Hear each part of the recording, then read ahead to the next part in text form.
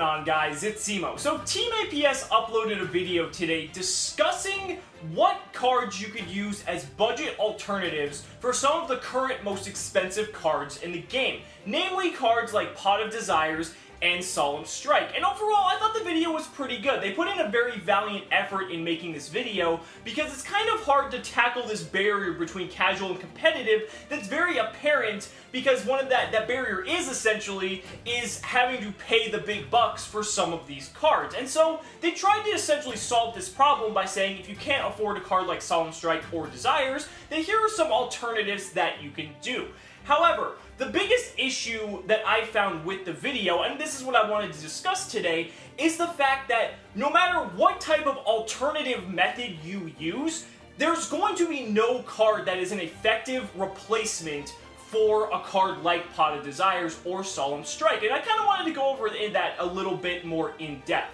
So starting with Pot of Desires, there's a reason this card has a $70 to $80 price tag as it currently stands. The card is phenomenal. It's a +1, it's Pot of Greed, except you have to banish the top 10 cards from your deck. And in most instances, the best competitive meta decks, hell, even some casual decks, if you were to throw this card in there, don't really care about losing 10 cards because only very heavy combo-based decks that require very specific combo pieces is a deck that Pot of Desires is not exactly built for.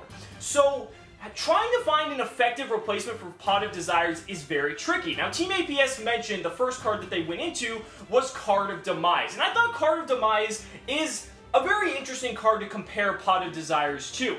So, Pot of Desires is a +1, you have to banish the top 10 cards of your deck, and that's all there is to it. Pretty simple. Card of Demise, on the other hand, it's a +2 potentially if you have no other cards in your hand because you're going to activate the Card of Demise with an empty hand. You're going to draw 3, but you did use Card of Demise, so it's only a +2, but you are getting 3 cards essentially. So it is a +2, which means it's technically better than Pot of Desires in that instance because it's giving you 1 extra card than Pot of Desires.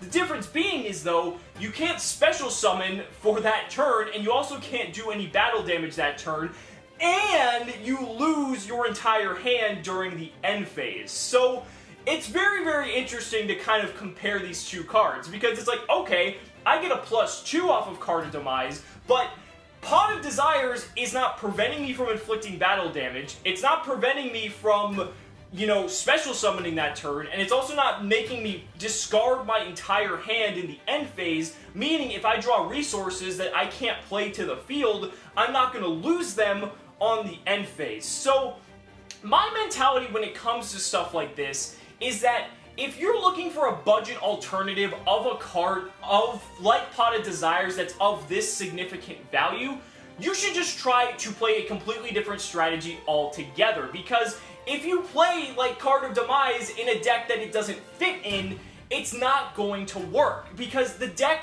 Pot of Demise, that'd be hard. Pot of Desires and Card of Demise are 2 different cards that are meant to be for 2 different types of strategies. So by effectively trying to replace one with another, thinking it's going to be an exact 1-for-1 ratio, it doesn't exactly work that way. And you can use this for any cards. Like, people are like, oh, well, you can play something like, Into the Void, or, just play an Upstart Goblin, or any card that might just draw you a card, One Day of Peace, something like that. Again, Pot of Desires is a +1, and all those cards I just mentioned are just 1-for-1. So they're quick cycling through the deck, but, they're not giving you that +1 that Pot of Desires can potentially give you, and give you that edge in a match. Now, going on to Solemn Strike, I think Solemn Strike actually has some fairly decent alternative replacements, because there's a lot of cards that do the same thing, but just in a different way. So first off, Solemn Warning, if you're not already playing Warning in a deck with Strikes, Warning is a great replacement because it pretty much goes along with the Solemn Brigade. So there's that, but then there's cards like Divine Wrath.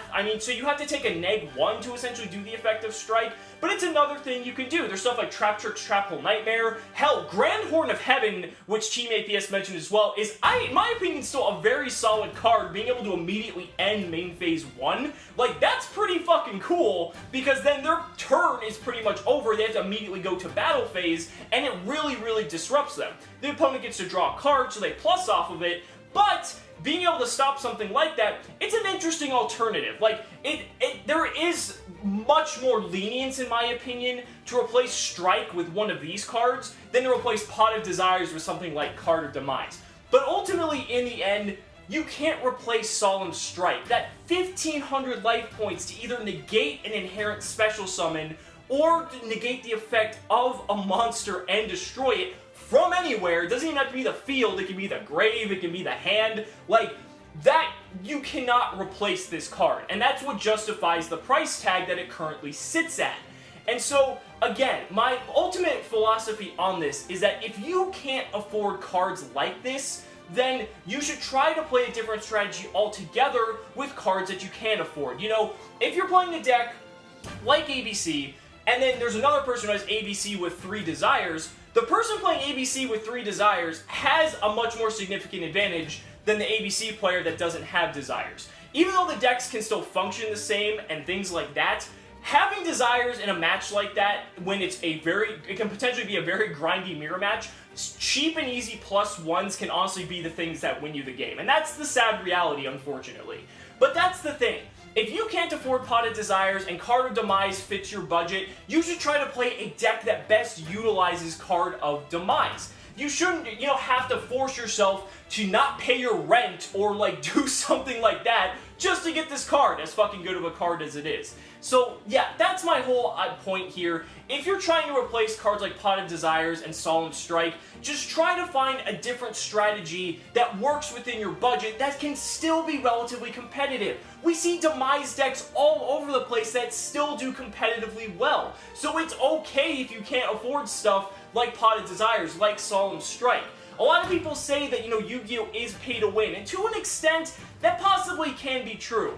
But that doesn't mean that that should hinder you from trying to do new things that work, especially on a competitive level. So that's going to be it for me, guys. Let me know down in the comments what you guys think. Do you guys think that, you can replace these cards, or if there's any really good alternatives that we're not talking about? Be sure to let me know. If you haven't already, be sure to like the video and subscribe for more Yu-Gi-Oh! Content. And lastly, if you really enjoy my content, consider backing me on Patreon, because just by pledging $1 a month, you're investing in my ability to continue bringing you amazing Yu-Gi-Oh! Content. So thank you guys again, we'll see you next time.